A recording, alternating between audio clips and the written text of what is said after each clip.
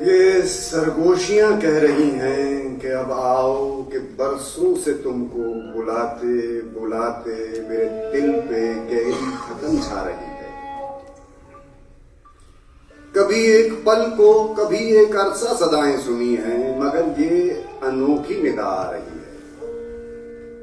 बुलाते बुलाते तो न कोई अब तक थका है, ना आइंदा शायद थकेगा। मेरे प्यारे बच्चे, मुझे तुमसे कितनी मोहब्बत है। देखो, अगर यूं किया तो बुरा मुझसे बढ़कर न कोई होगा। खुदाया खुदाया, कभी एक सिसकी, कभी एक तबस्सुम, कभी सिर्फ त्यूरी, मगर ये सदाएं तो आती रही हैं। इन्हीं से हयात दो रोजा अबद से मिली है, मगर ये अनोखी निदा है जिसपे गहरी थकन छा रही है। ये हर एक सदा को मिटाने की धमकी दिए जा रही है। अब आंखों में जुम्बिश, न चेहरे पे कोई तबस्सुम, न त्यूरी, फकत कान सुनते चले जा रहे हैं। ये एक गुलिस्तां है, हवा लहलहाती है, कलियां चटकती हैं, गुंचे महकते हैं और फूल खिलते हैं, खिल खिल के मुरझा के गिरते हैं, एक फर्श मखमल बनाते हैं जिस पर मेरी आरज़ुओं की परियां अजब रवां से, कि जैसे गुलिस्तां ही एक आईना है।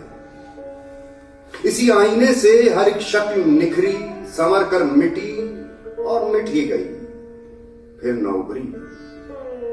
ये पर्वत है खामोश साकिन।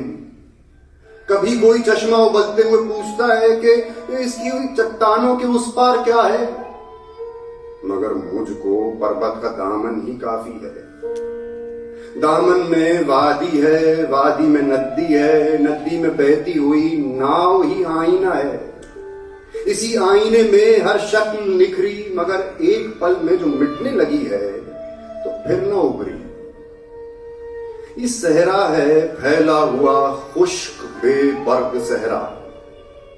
बगुले यहां तुंद भूतों का अक्स मुजस्सम बने हैं, मगर मैं तो दूर पेड़ों की झुरमट पे अपनी निगाहें जमाए हुए हूं।